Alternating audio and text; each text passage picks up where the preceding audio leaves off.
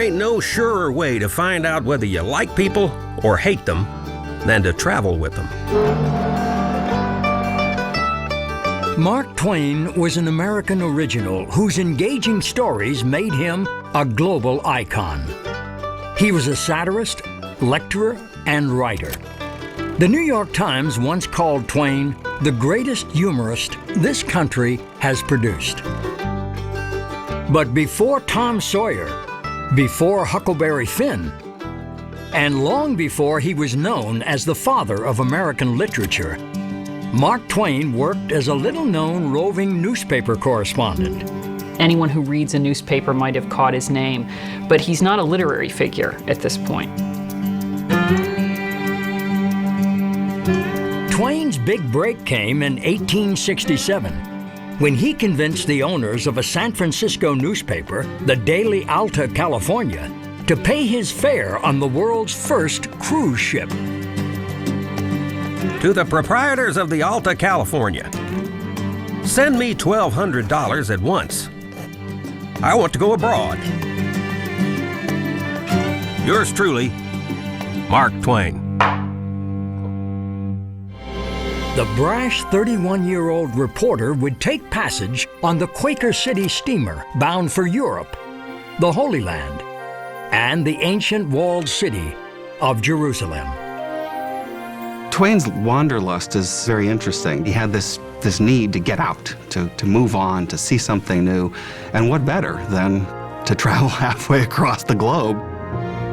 One of his favorite phrases that he used again and again was move, move, move. This momentous voyage would establish Twain as the voice of America. Funny, sarcastic, and powerfully opinionated. His irreverent letters and droll articles resulted in a best-selling travelogue, The Innocents Abroad. The book would skyrocket Twain to fame, and the journey would transform everything in his life.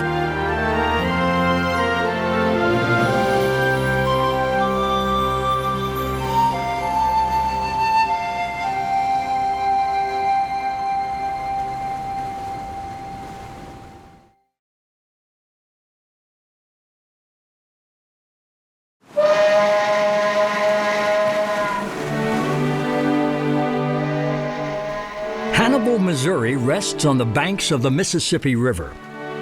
It is in this house that Samuel Clemens, better known by his pen name Mark Twain, grew up. His adventurous childhood in this small river town would have a profound influence on his life, writings, and religious beliefs. From an early age, Twain regularly attended church services with his beloved mother, Jane Lambton Clemens, a deeply devout Christian. Twain's own beliefs were deep-rooted, complex, and contradictory, and he was much more educated on Christianity and the Bible than most would suppose. Sam Clemens, Mark Twain, had a constant, lifelong, sort of jilted love affair with the Bible. He wanted to believe, but he couldn't believe. It ain't those parts of the Bible that I can't understand that bothers me. It is the parts that I do understand. In the late 19th century, most of what ordinary people knew of the Holy Land came from attending Sunday school and reading their Bibles, often illustrated. Their imaginations further fueled by magnificent stories taught in church, stories of majestic and epic proportions. Little Sammy Clemens sat in those hard pews and heard that icy Calvinist version of Christianity and been terrified by it, was also mesmerized by it. 25 years later, Mark Twain would take the journey of a lifetime and visit these mythical places. Came east last January for the Daily Alta California of San Francisco. Has since been ordered by telegraph across the continent to accompany the General Sherman Pleasure Excursion to Europe and the Holy Land, and will sail on the 8th of June. The Quaker City, A 1,500-ton side-wheel steamer equipped with sails sits at the foot of Wall Street in New York Harbor. Just a few years earlier, she'd been a gunboat with the Union Navy during the American Civil War. Her current mission is strictly civilian and purely pleasure. It was the beginning of what we would call today modern commercial tourism. People traveled before, people traveled to the Holy Land before, but this is the first of what we would recognize today as being tourists. It was a novelty in the way of excursions. Its like had not been thought of before. It was to be a picnic on a gigantic scale. The daily Alta California newspaper agreed to pay Twain's hefty fare. He wrote a telegram to the Alta California just saying, I want to go to Europe, send me the money, and they did. And so he was aboard with credentials. In return, Twain will send back 50 articles. He also arranged to send dispatches to 2 popular New York newspapers as well. He knew that he had to do in his life was penetrate the Eastern literary aristocracy, and the voyage to the Holy Land aboard the Quaker City was to be his calling card, and he understood that. It is within 12 hours of leaving, and I have not been to bed or packed my trunk yet. Now, I feel good. I feel damn good. And I could write a good correspondence. You'll see.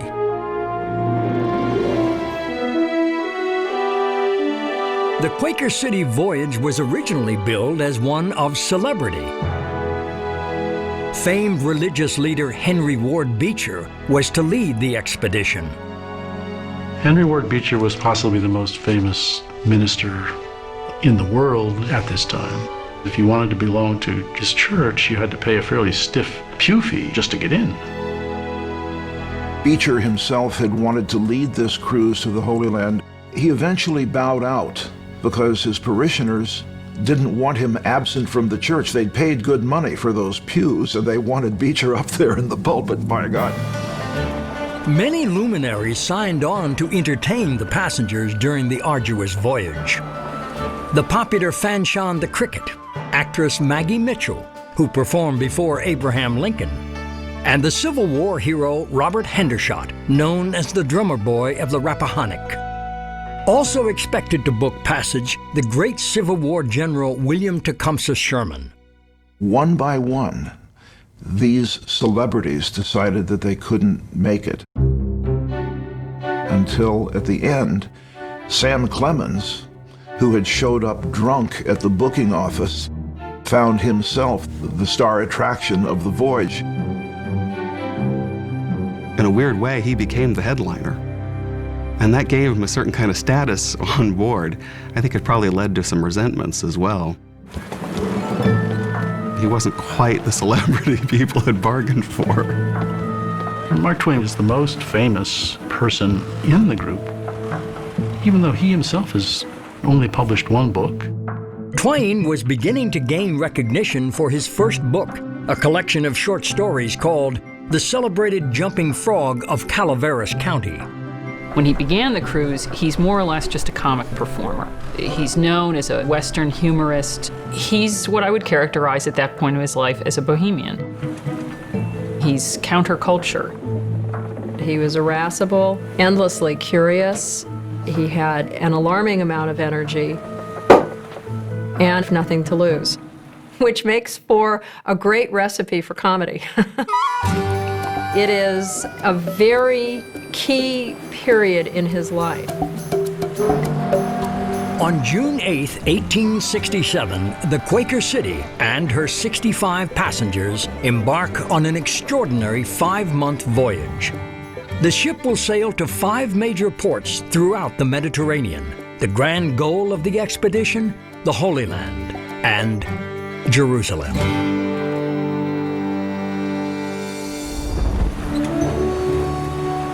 The passengers on the Quaker City were a cross-section of the new Main Street America. The small-town businessmen and preachers and doctors and surgeons and their wives. very pious, people who hadn't been very far from home, but people who had read diligently into the Bible and about the biblical Holy Lands. This was an almost out-of-body opportunity to see something that had been practically mystical. Travel to the Holy Land captured the imaginations of many Americans, including President Abraham Lincoln. Just hours before his tragic assassination, Lincoln expressed to his wife, Mary Todd, his fervent desire to visit Jerusalem upon leaving office. After his untimely death, Mrs. Lincoln writes a family friend affirming her husband's final intentions. He appeared to anticipate much pleasure from a visit to Palestine.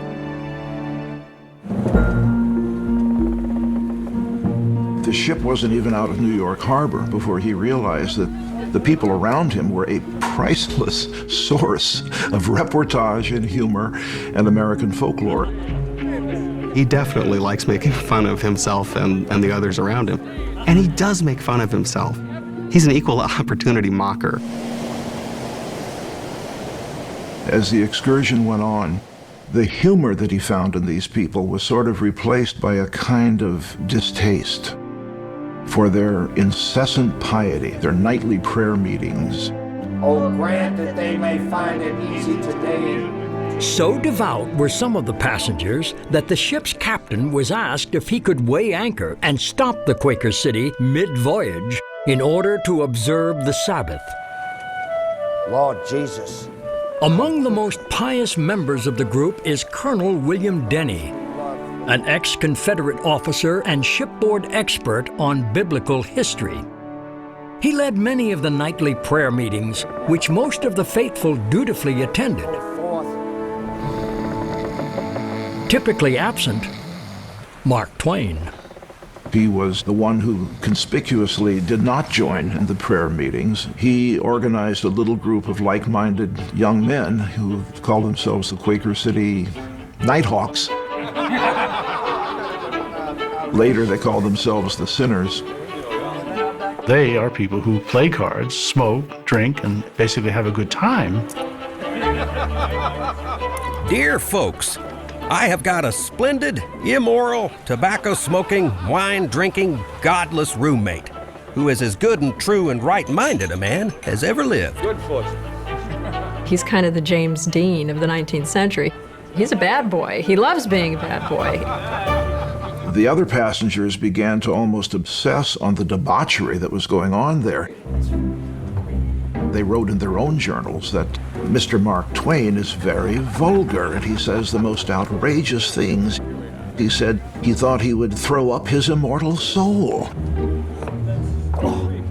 When Mark Twain is in the presence of people who are maintaining they are better than he is because they are sober or don't smoke or because they are religious, he tends to kind of want to tweak them a little bit. Travel is fatal to prejudice, bigotry, and narrow-mindedness. And many of our people need it sorely on these accounts. After 11 days and more than 2,400 miles, the Quaker City completes the first leg of her Atlantic crossing and docks at the Azore Islands. Here, Twain posts his first letter to the Alta California newspaper. From the Azores, the travelers will sail to the venerated Old World, the European mainland, where they will visit Spain, Italy, and France.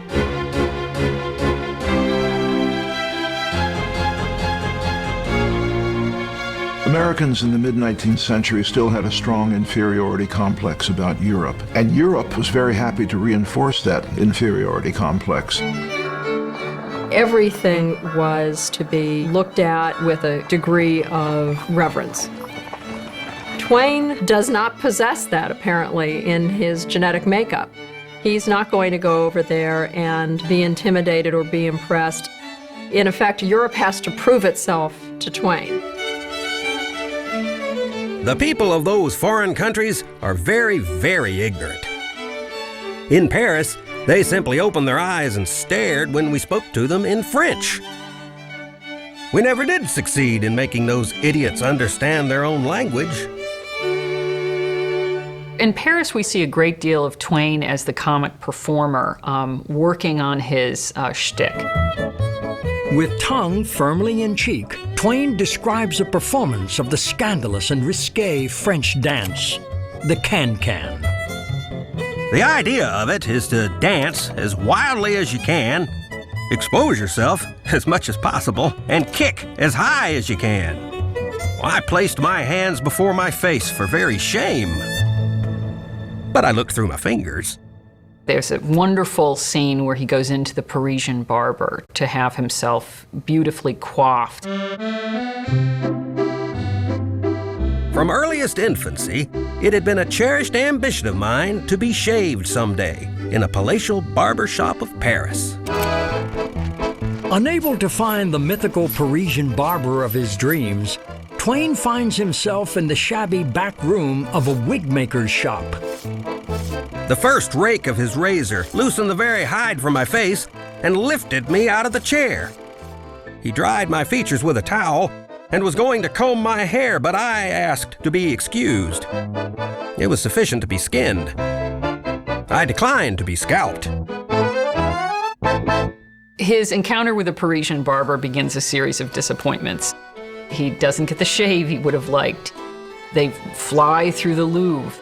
They're manhandled and manipulated by self-indulgent tour guides. As they moved on into Italy, into Venice and Naples, he began to focus on the squalor, the poverty at the fringes of the cathedrals. The disease, the gaunt peasants, the ignorance, the superstition, even the priests, he found were more primitive and barbaric and superstition-ridden than he'd imagined from his Sunday school books. I think there's a church every 50 yards all over town. Every now and then one comes across a friar of orders. They're all fat and greasy. The generality of them would yield oil like a whale. The contentedness of these monks who are supposed to be serving humanity, they're fat, and the people outside are starving. To a large extent, Mark Twain's Innocents Abroad is a document of disillusionment, that almost everything he sees and describes is a disappointment to one extent or another. This was the first time that an American had dared pull back the curtain and show the squalor beneath the image of European splendor. Twain's letters to the California newspaper become increasingly cynical. If you express skepticism about all these things that everyone else holds in reverence, you run the danger of seeming like a Philistine, someone who is ignorant and who doesn't know what he's talking about. Mark Twain manages to guard against that. The object of ridicule is not so much the culture that he's seeing, it's the way in which other Americans have blindly adored that culture. That over and over he experiences something and says, gee, that's not the way I expected it. And I'm going to give you the truth. This is a newspaper. I'm going to see it as you would see it if you were here. So he becomes an everyman for the American. This was an extraordinary opportunity for those readers to catch a glimpse of the completely foreign, but have it rendered in such a fashion that they could understand it. It wasn't over their heads. It wasn't coming from a place where the cultured author was going to try and educate the masses. Twain was one of them. Upon arriving in Italy, Twain affably compares the celebrated city of Venice and its legendary canals to a flooded Arkansas town. What a funny old city this Queen of the Adriatic is. If you want to go to church, to the theater, or to the restaurant, you must call a gondola. It must be a paradise for cripples, for verily, man has no use for legs here.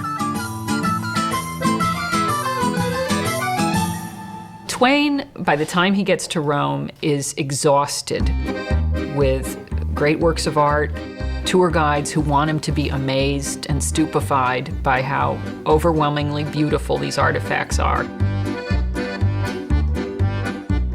In Milan, in an ancient tumble-down ruin of a church, is the mournful wreck of the most celebrated painting in the world. The Last Supper by Leonardo da Vinci. It is battered and scarred in every direction, and stained and discolored by time. To us, the great uncultivated, it is the last thing in the world to call a picture. He wanted to make a virtue out of what Americans had felt was a shortcoming. Europe was enslaved to its dead saints and martyrs and great painters. America was not interested in the past. America was not enslaved to the past. America was about the future. Twain says, Europe is growing monotonous to me. Europe is dead. What a great prelude to the Holy Land, which is really dead in Mark Twain's attitudes. 2 weeks after the Quaker City leaves Italy, Twain's dispatches are beginning to appear in the daily Alta California. He could be thought of today as the world's first blogger. The readers of the Alta California loved what Twain was sending back to them. This could have been a moon expedition for all the familiarity that they had with Europe and the Holy Land. The letters caused a sensation. They were iconoclastic. They attacked many cherished beliefs that Americans had held about the superiority of European culture.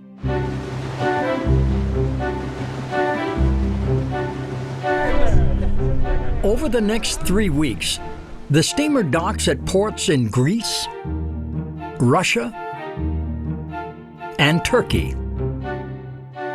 In Constantinople, Twain has a special photograph taken of himself known as a carte visite. There were photographers named Abdullah Freres who were actually famous, and a number of the passengers have their photographs taken there. People carried with them carte de visites, much the way you might carry a business card. Dear folks, they take the finest photographs in the world here. I have ordered some. 5 months later, dissatisfied, Twain writes to a friend about the photo's questionable quality. Those Constantinople pictures were very bad, though. I might almost as well send you a photograph of the Sphinx. It would look as much like me.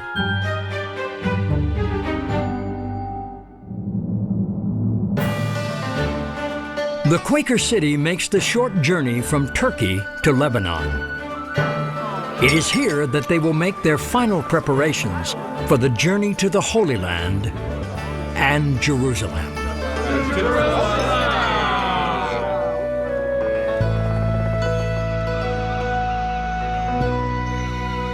They finally reach Beirut in early September.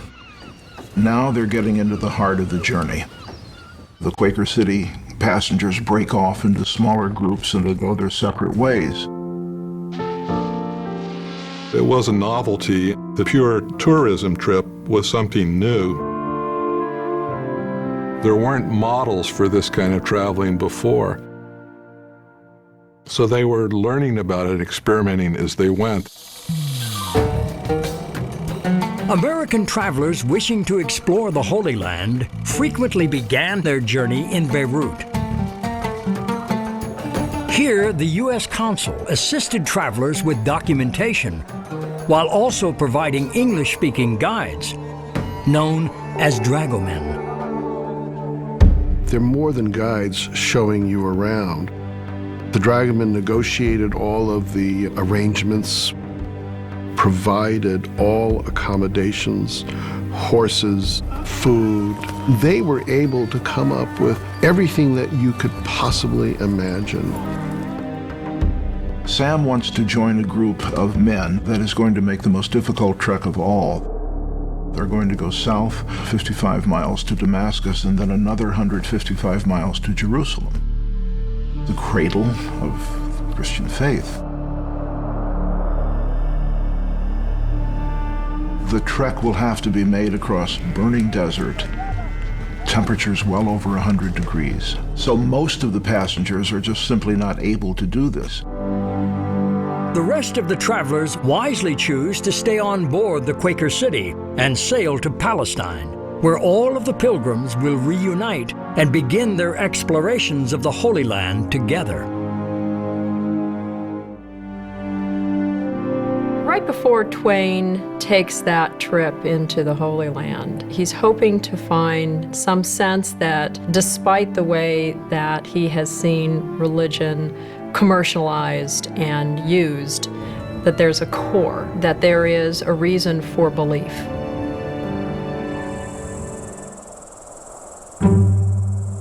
Organizing the perilous inland expedition is the staunch Colonel William Denny. Colonel Denny, the Methodist Sunday school teacher, is leading the group, and he doesn't like Sam because Sam swears too much. He likes to swear, and he's pretty used to swearing, and this is going to be a rather trying trip. As he said, the Holy Land is enough to try any man's religion. Under certain circumstances, profanity provides a relief denied even to prayer.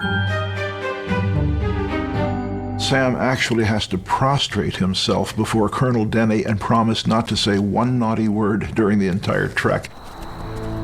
And Denny finally says, "Okay, you can go." In a letter back home, Twain enthusiastically describes the terms of his forthcoming adventure. Dear folks, we shall be in the saddle 3 weeks, and we pay $5 a day apiece in gold. Love to all. Yours, Sam. The trip was grueling from the start. Dragomen could protect the travelers from attacks from Bedouins, but not from the punishing conditions. We have to imagine back and think of the lack of real protection these people had to the elements. In that case, the scorching sun, they had no air conditioning, no car to retreat into.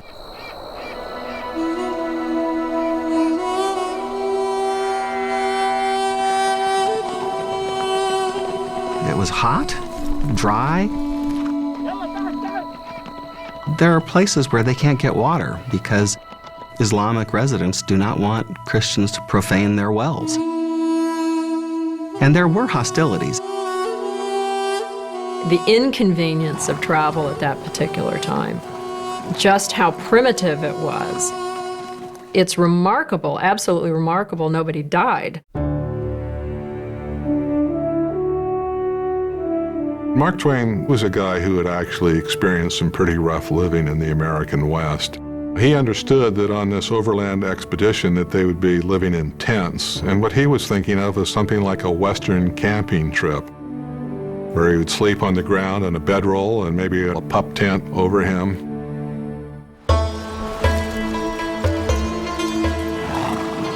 The first night they stopped and set up camp, it was like something out of the Arabian Nights caravan. Mark Twain was astounded. Behold, 5 stately circus tents were up, high enough for a family of giraffes to live in. I was speechless. We had serving men and pack mules.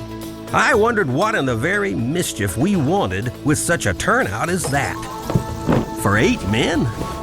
The meals were set out on tables with fine tablecloths and silverware and crystal and excellent food. For the first time, the travel books got it right.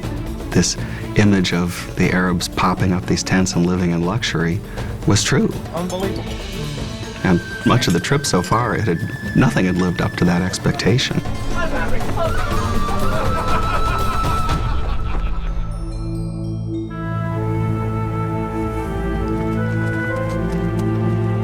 the next morning, the group saddles up for the demanding trek across Syria's scorching Bekaa Valley. They had what would normally be a 3-day journey that they tried to compress into 2 days so that the pious members of the party would not have to travel on the Sabbath because they considered that sacrilegious. What they decide to do is to drive their horses as fast and as hard as they can. Despite the fact that the animals are weak, that they're undernourished, that some of them have horrible sores, and the Christians, the pilgrims, are unmoved.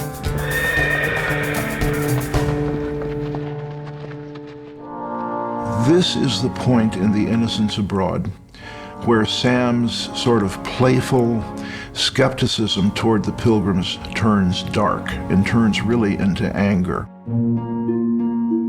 We were all perfectly willing to keep the Sabbath day, but there are times when to keep the letter of a sacred law whose spirit is righteous becomes a sin.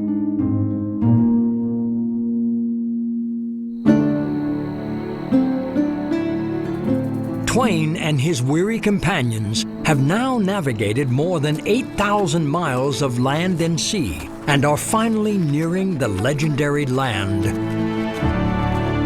of the Bible.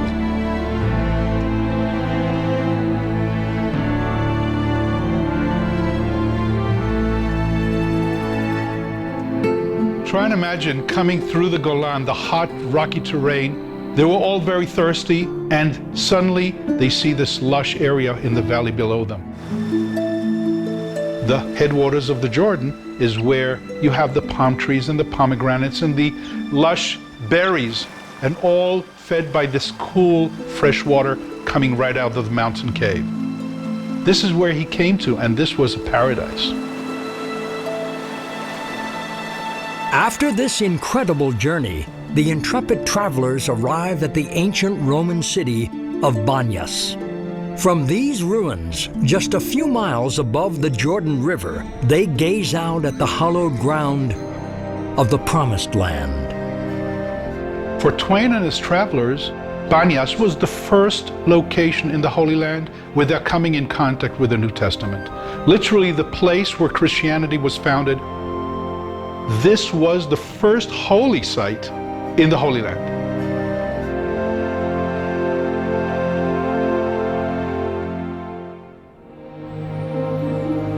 I think that at the moment they entered the Holy Land, something of Sam's early excitement and wonderment returned to him, because this really was the place where Jesus walked, the place he'd read about as a boy.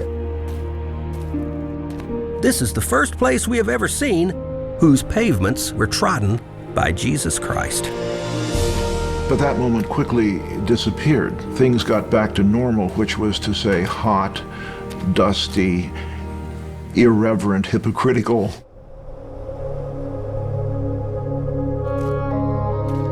What fascinates Mark Twain most as he enters the Holy Land is not so much the Holy Land itself and its various relics and temples and shrines, but the highly artificial response of the pilgrims who he's traveling with.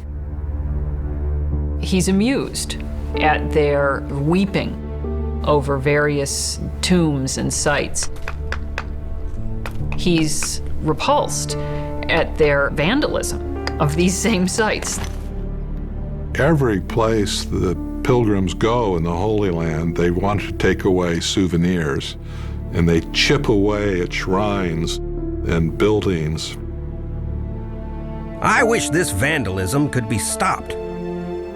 They have been hacking and chipping these old arches here that Jesus looked upon in the flesh. What is being taken away now are fragments that even Sam, in his religious skepticism, see as a desecration. He calls them vandals, i.e. the people who destroyed Rome. Boorish, insensitive. Now, it's meant to be funny, but I think it's not. I mean, there's a degree to which you sense that this is a criticism that should be taken to heart.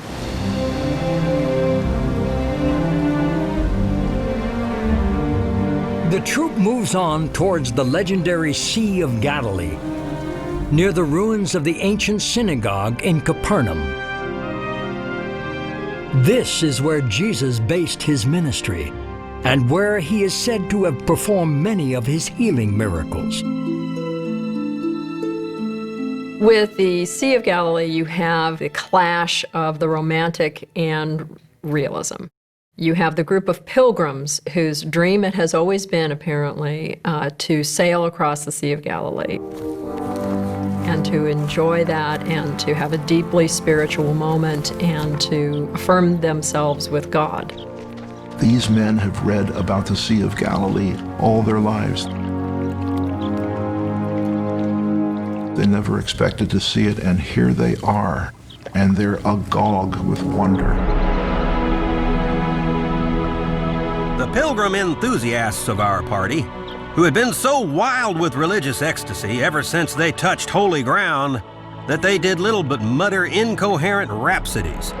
So anxious were they to take shipping and sail upon the waters that had upheld the sacred feet of the Savior. When they arrive, they're talking in terms of there's no price too high in order to ride on the waters of Galilee. An Arab boat comes along, and they ask how much they will charge for a ride. And when the Arabs quote them a figure, the pilgrims say, "That's too high." It turns out it's just $8. Considering what they've spent on this trip, $8 is a drop in the bucket. They try to dicker the price down. You don't want our price? We're gone. And eventually, they just all wind up standing on the shore and not participating in what would be the pinnacle of their trip abroad. They've waited their lifetime for the experience, and they've just blown the opportunity. So then they turn on one another. They're bickering amongst themselves. They're very human after all. Their holier-than-thou self-righteousness gets punctured. No word was spoken by the sinners. Even the mildest sarcasm might have been dangerous. And the funniest line of all is one of them turns to Colonel Denny and says, "Well, Denny, do you wonder now that Christ walked?" The thwarted group camps in Tiberias along the rocky shore of Galilee. Here, Twain compares Galilee to his beloved Lake Tahoe. Located in the Sierra Nevada mountains, Twain spent many hours on the shores of this pristine lake during his time in the American West. The celebrated Sea of Galilee is not so large a sea as Lake Tahoe. Footnote: I measure all lakes by Tahoe. And when we come to speak of beauty, this sea is no more to be compared to Tahoe than a meridian of longitude is to a rainbow. He lets nothing go. Everything gets belittled and diminished. When he gets to Lake Como in Italy, he says Tahoe is better. When he gets to Galilee, he says Tahoe's better. If you want beauty, go to America. America is better. It has been nearly 4 months since the travelers left New York City. Now they are just days away from their grand destination, the holiest place on earth, Jerusalem.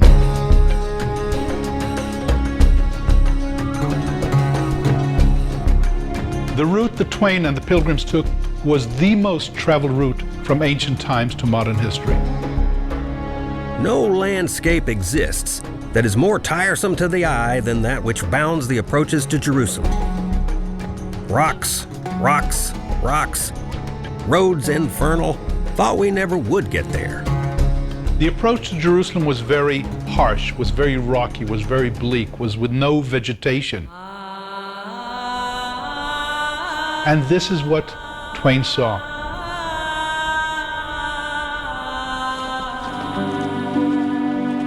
At last, away in the middle of the day, ancient bits of wall and crumbling arches began to line the way.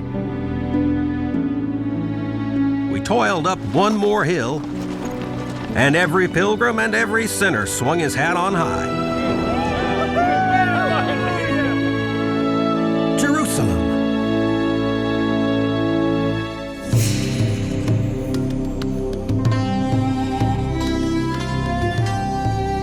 Just after noon, the invigorated party entered the narrow, crooked streets of the old city by the famous Damascus Gate.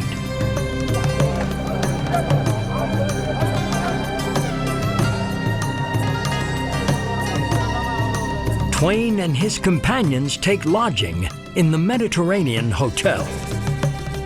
This was a refreshing change for Twain and the Pilgrims, coming from 3 weeks of tent life and horseback riding into a modern hotel of the time. With good wine, good meals, good accommodation, with each one having his little bed, his room, his basin, and toilets, obviously was a change and a relaxing change. So refreshing that Mark Twain does not leave the hotel the entire first day. He records in his journal, Loafed all the afternoon in the Mediterranean Hotel. Beginning in the mid-1800s, the Mediterranean Hotel occupied 3 different locations in Jerusalem. 10 years before Twain's visit, Arthur Herman Melville took lodging in the hotel's first location. Twain resided in the second locale, and in 1878, former President Ulysses S. Grant stayed in the final site of the storied hotel. For over a century, Twain's lodgings were thought to be lost to history until recently, when historians, through meticulous research, discovered the building to still exist. The telltale evidence that this is the courtyard of the Mediterranean Hotel back in 1867 was by a photo of a woman grinding wheat. But it's not only the grinding of the wheat, it was also the stairs, the door, the window, and the crack on the floor in the flagstone, which is still here till today. The former hotel has changed little in 150 years and is operational today as a Jewish seminary. It is from this historic setting that Mark Twain began his exploration of Jerusalem. I think the Holy Land attracted Mark Twain immediately for journalistic reasons. He knew it would be good copy, and it was, but in a deeper sense, he had been marinated in the mythology of the Holy Land since boyhood. When he enters Jerusalem, he is deeply excited. He really is thrilled to be there. This actually strips away a lot of his cynicism. He does recognize that there is something deeply profound and meaningful about this place. This is a place, if nothing else, has an enormous history to it. He's trying to figure out how to reconcile that with how small it is.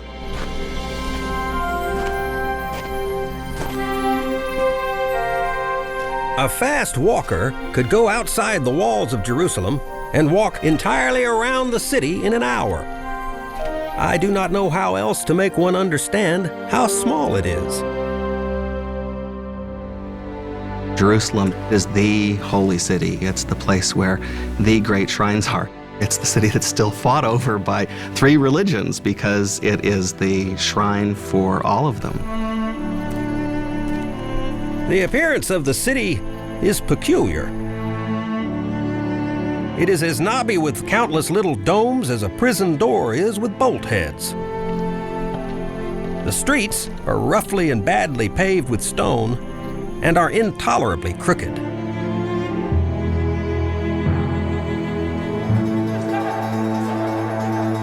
It was dirty and crowded and noisy and smelly, and it was not a pleasant place to come to when you expected Jerusalem to be like the Scriptures. For Twain, it underscores the disappointment. The Holy Land is not the place that I imagined when I read the Bible. It's not as big, it's not as beautiful, it's not as impressive. Even some of the pilgrims like Denny can't help but be a little disappointed. Lepers, cripples, The blind and the idiotic assail you on every hand. And they know but one word of but one language, apparently. The eternal bakshish.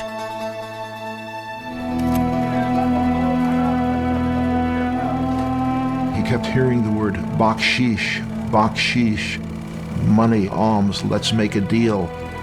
I think another devastating blow to Sam's expectations of the Holy Land went beyond the squalor and the barrenness of the land. The people themselves living in the Holy Land were hardly ennobled.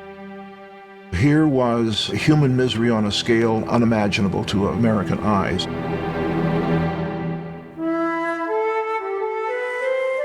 I have a religion. You may call it blasphemy. It is that there is a God for the rich man and none for the poor.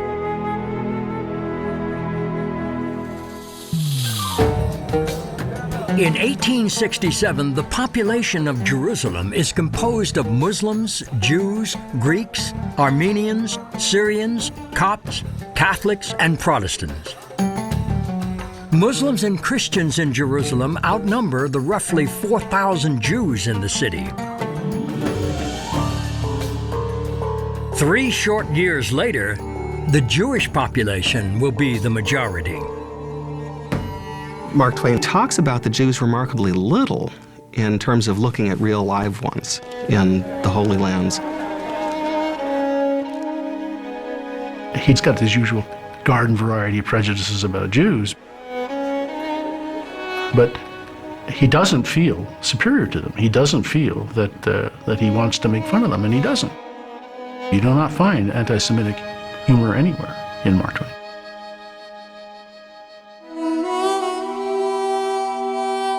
Twain and his fellow travelers visit Jerusalem's historic sites, including the Dome of the Rock. This Muslim holy site sits on the ancient ruins of King Solomon's temple. Twain becomes peeved when the self-righteous Colonel Denny refuses to remove his shoes as required by Muslim custom. To step rudely upon the sacred praying mats with booted feet, a thing not done by any Arab, was to inflict pain upon men who had not offended us in any way. He became disgusted by their boorishness, their hypocrisy, their kind of lack of imagination. If it happens to have a deep spiritual significance to someone else, well, it doesn't matter because you're not my religion anyway. And that appalls him. That just infuriates him.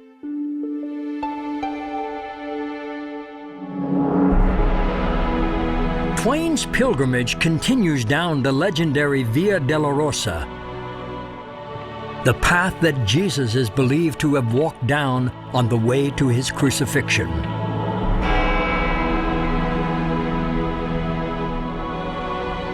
Traveling down the Via Dolorosa can only be done in sincerity if you're a true believer. If you're not a true believer, you have to take it with some grain of salt, with some humor. And as always, Mark Twain does find humor. Twain relates the familiar story of a compassionate woman who wiped the perspiration from the face of Jesus as he passed by. The print of the Savior's face remained upon the handkerchief, a perfect portrait, and so remains unto this day.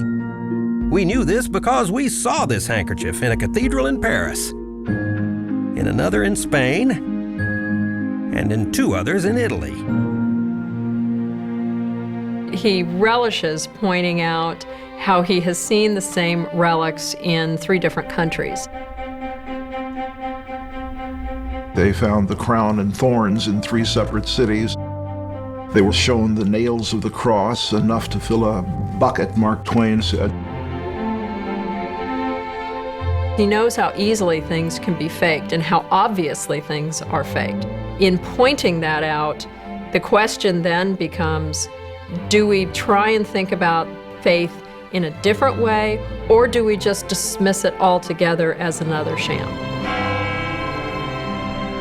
If Christ were here, there is one thing he would not be. a Christian.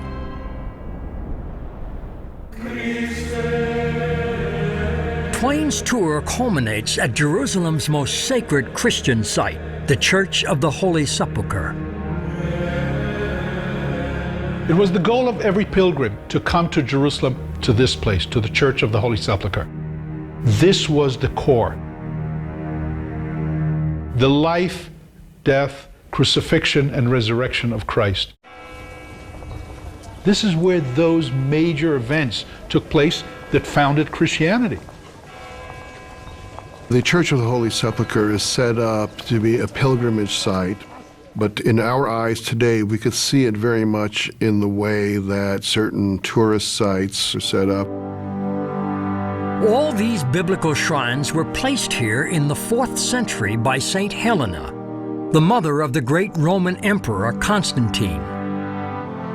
She built this great monument to enclose the holy places under one roof. He sees it as a kind of theme park. All of these venues very conveniently arranged so as to be within easy access of one another. Inside the Church of the Holy Sepulchre, Twain pays homage at the Stone of Unction, where Jesus' body was laid out for burial. Many of these sites have been covered over with marble slabs because so many Christians have tried to take chunks off of these sacred spaces. Our pilgrims were disappointed. None of them have got a fragment of this famous stone. Twain approaches the tomb of Jesus, located in the rotunda at the center of the church. What he saw was astonishing. Over it hang some 50 gold and silver lamps, which are kept always burning. And the place is otherwise scandalized by trumpery, gewgaws, and tawdry ornamentation. I think this is where you can see that both his Enlightenment rationalism and his deep Protestantism converge very powerfully.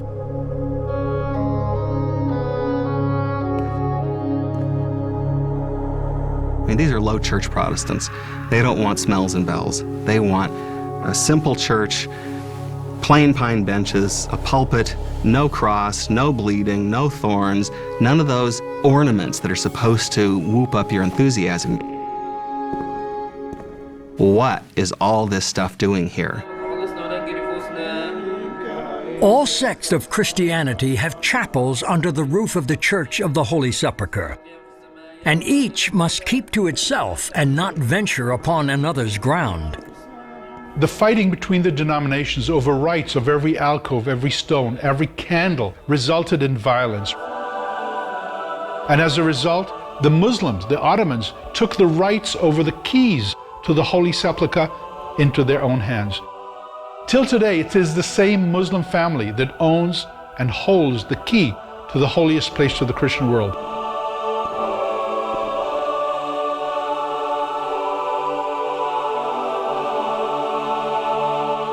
We can see the Middle East of today prefigured in the way he's talking about the way these people are fighting over the shrines. And that just absolutely destroys his faith. I mean, he gets to the putative tomb of Adam and he just goes into bathos. Tomb of Adam? Where would there be a tomb of Adam? How would anybody know where Adam was buried? Why would it be here? The grave of Adam. How touching it was. Here in a land of strangers, far away from home and friends and all who cared for me, thus to discover the grave of a blood relation.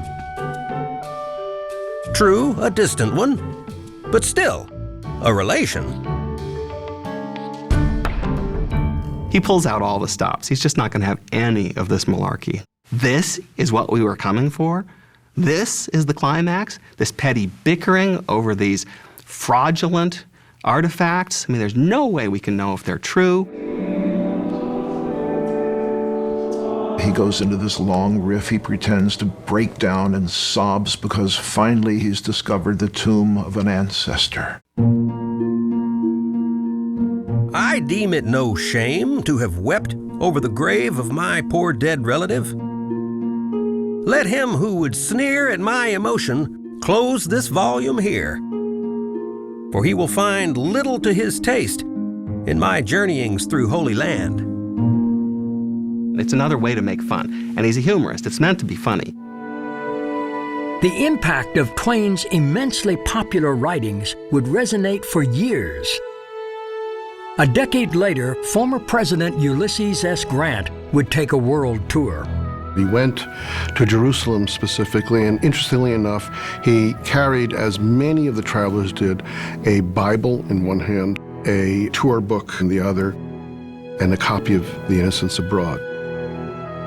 Like many tourists, Grant would visit the significant historical sites of Jerusalem. When Grant went to the Church of Holy Sepulchre, he went to Adam's tomb. Now, what had been a shrine, a religious shrine, whether a pious fraud or not, had become a tourist site because travelers went to see where Mark Twain wept. The final stop inside the Holy Sepulchre is the site of the crucifixion, as identified by St. Helena. Twain allows himself to soften here. I could not believe that the 3 holes in the top of the rock were the actual ones the crosses stood in. But I felt satisfied that those crosses had stood so near the place now occupied by them that the few feet of possible difference were a matter of no consequence. He says that event would have had some staying power. People would have remembered where that happened, and it would have been talked about for hundreds of years. That moment, Twain actually gives some credence to. He's moved. The experience that Twain has when he finds himself at the site of the crucifixion is really profound for him and meaningful. He recognizes that this may have happened and gains some understanding into why religion is so powerful. What he's moved to reflect upon are how many hundreds and hundreds and thousands of people have died defending the Church of the Sepulchre. There's an awful lot of blood that surrounds the church, not all of it's Jesus's. He's talking about the Crusades, and he's talking about the Romans and the Jews, and I mean, just over and over, this history is of blood, it's of warfare. History is full of this old Church of the Holy Sepulchre, full of blood that was shed because of the respect and the veneration in which men held the last resting place of the meek and lowly, the mild and gentle Prince of Peace. I can only imagine that he's also reflecting upon the Civil War and how each side believed God was on their side. For him, the fundamental contradiction is, how could the Prince of Peace cause so much war? The next morning, after just one full day of exploring Jerusalem, Twain departs for a journey outside the Holy City. Before leaving, he handwrites instructions to a local merchant ordering a special handmade Bible. This document is the only known private letter written by Mark Twain while in the Holy Land. Fix up the little Bible I selected. The one that has backs made of balsam wood from the Jordan, oak from Abraham's tree at Hebron, olive wood from the Mount of Olives. Put on it this inscription: Mrs. Jane Clemens, from her son. Mount Calvary, September 24, 1867. It's an attempt to kind of please his mother. Mark Twain may be skeptical in the way he describes everything, but he's quite tolerant of other people's beliefs, so long as there's not hypocrisy about it. He was deeply appreciative and respectful of people who did possess the faith, those he thought were genuine. Put Jerusalem on it, loose somewhere, in Hebrew. Send it to our camp, the third tents you come to if you leave the city by the Jaffa Gate, the first if you go out by the Damascus Gate. Yours, Sam L. Clemens. Over the next several days, Twain and his companions will visit sites to the east and south of Jerusalem. They stop in Jericho and swim in both the Dead Sea and the Jordan River. When I was a boy, I somehow got the impression that the River Jordan was 4,000 miles long and 35 miles wide. It's only 90 miles long, and so crooked that a man does not know which side of it he's on half the time. It is not any wider than Broadway in New York. Very early Friday morning, September 27th, they begin the almost 3-hour ride to the holy city of Bethlehem, the site of the Nativity.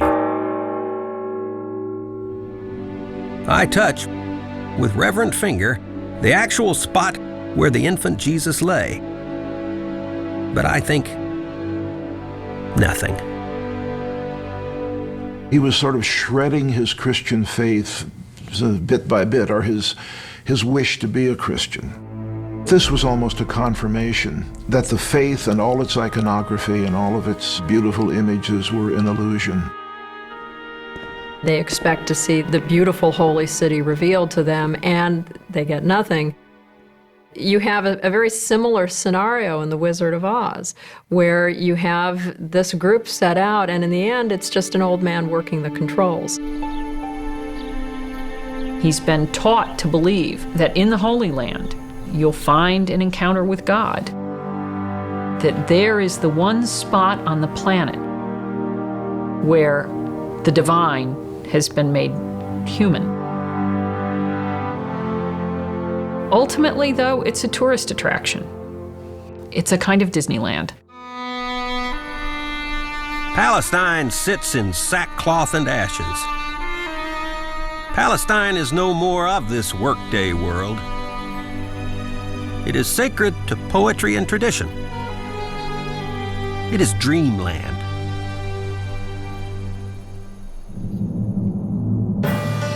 On Sunday, September 29th, despite it being the Sabbath, the pilgrims leave Jerusalem for good and head west to the port city of Jaffa, where the Quaker city awaits them.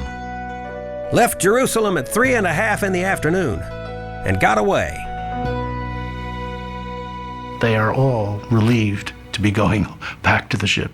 Everyone wants to get home and out of this desert. I record it here as a notable that not even our pilgrims wept. They are the very boys to go into sentimental convulsions at the merest shadow of a provocation. Yet they wept not over Jerusalem. By Monday, all the passengers are safely back on board the ship. The pilgrimage is complete. The voyagers are exhausted. But the journey is not quite over.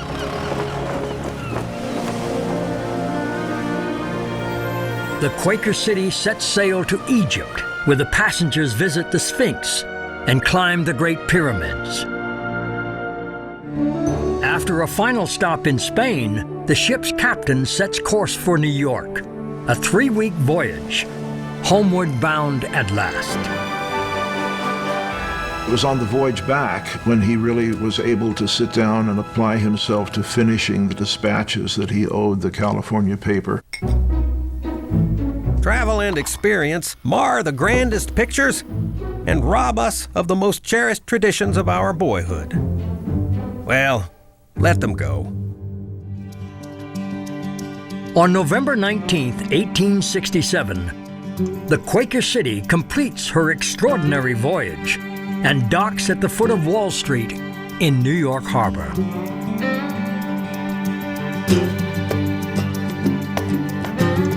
The steamer Quaker City arrived yesterday morning and turned her menagerie of pilgrims loose on America. Their pilgrim's progress is ended, and they know more now than it is lawful for the gods themselves to know. In the late 1800s, copyright laws were not strictly enforced. As a result, many of Twain's articles were reprinted in newspapers across the United States. His writings were so popular that he was becoming a household name. Mark Twain was becoming famous. Upon his return, Twain was approached by a book publisher with a proposition that would alter the course of his life and of American literature. A publisher by the name of Elisha Bliss of the American Publishing Company contacted him and said, "Would you consider revising and arranging these letters into book form?" Boy, would he ever. Twain begins compiling the letters, reworking, adding, and refining his prose in order to reach a broader audience. He calls his book The Innocents Abroad, or The New Pilgrim's Progress. It is published in July 1869. Twain dedicates the book To my most patient reader and most charitable critic, my aged mother.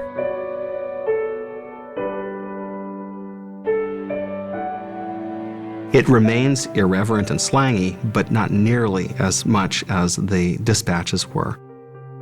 He cut out references to nudity, to bodily functions, generally speaking, elevated the language.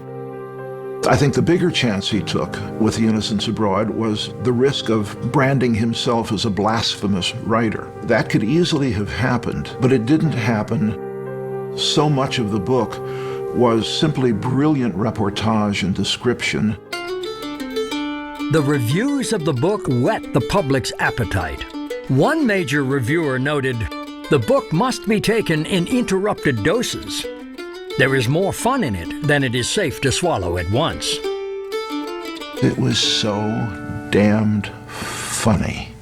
It really was. Serious book reviewers had a serious book in their hands now, and they were reading it and finding themselves doubled up with laughter, and they had to admit it. There's a reason why there's a Mark Twain Comedy Award.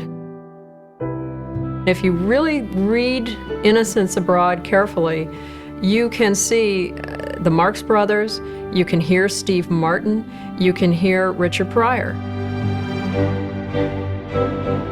Americans were in desperate need of having an American identity affirmed. I think that what they find in Innocents Abroad is an American voice, and that voice is skeptical and practical and honest and refreshing. And Americans embraced The Innocents Abroad. The book was sold in an unconventional way, by subscription only, not in bookstores. Legions of door-to-door salesmen canvassed small towns and rural areas. Buyers could select their own bindings that suited their decor and finances. For many, it would be the first book they would ever own. In 1867, Americans need to laugh after the Civil War, and that may be one reason why Innocents Abroad sells so phenomenally. They're promised a laugh on every page. Over and over, you had people who were saying, "My God, this is fresh, this is original, this is wonderful." My books are like water. Those of the great geniuses are wine. Fortunately, everybody drinks water. The Innocents Abroad was Mark Twain's best-selling book during his whole lifetime. The Quaker City's grand pleasure excursion may not have been what Mark Twain had anticipated, but the end results were beyond his wildest dreams. The Innocents Abroad transformed everything in Mark Twain's life, in his personal life, in his professional life, in his creative life. He doesn't have to have a newspaper slot and write for the newspapers in order to make a living. He can actually write books. Another unexpected outcome of the journey changed Mark Twain's life personally. While on board the Quaker City, Twain struck up a friendship with a young man from Elmira, New York, Charlie Langdon. Mark Twain recalls in his autobiography that he first saw his wife, Olivia Langdon, when Charlie showed him a small photograph of her on board the ship. Twain was instantly smitten, and within a few short years, Langdon's sister Olivia would become Mark Twain's wife. He actually arranged to have a check for the royalties delivered on his wedding day to demonstrate to his in-laws that, in fact, he was a person to be reckoned with. Mark Twain will be an ardent traveler for the rest of his life, returning many times to Europe, but never again to the Holy Land. I think Twain was enormously changed by his trip. He saw a world where cultures and peoples were really distinct. It filled him with enormous passion, and it really fed his curiosity to try and figure out this thing called mankind, which was a question that he wrestled with until his death. As for the bitter feelings he harbors about the excursion, they are gradually mellowed with the passage of time and the triumph of success. We have full comfort in one reflection, however. Our experiences in Europe have taught us that in time, the fatigue will be forgotten. The heat will be forgotten. The thirst, the persecutions of the beggars, and then all that will be left will be pleasant memories of Jerusalem.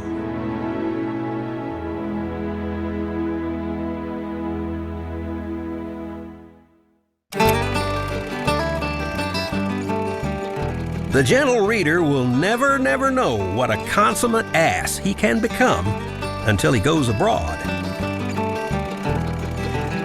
I speak now, of course, in the supposition that the gentle reader has not been abroad, and therefore is not already a consummate ass.